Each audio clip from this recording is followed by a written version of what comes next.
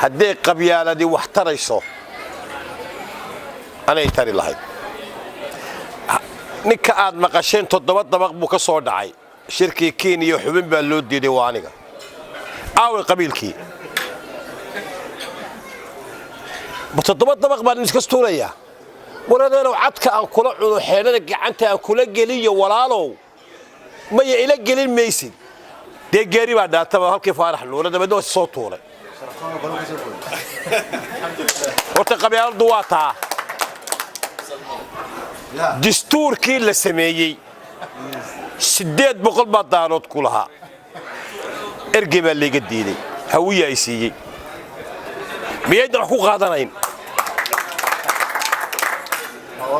miyayna wax ku qaadanay qolo waa been weeye waa nin siyaasi ah wax ku doonaya markuu kursiga ku fuulana niman adiga hindili maayo دوكا بورمدو حيران أنا لو نقدر بالو نريلاها متقن وعن هذا اللي يكون سوق جبينيا وعن هذا اللي يكون سوق جبينيا ما ندبان الدين ورمي الدونة وعقول سوق جبينيا قبيلة النع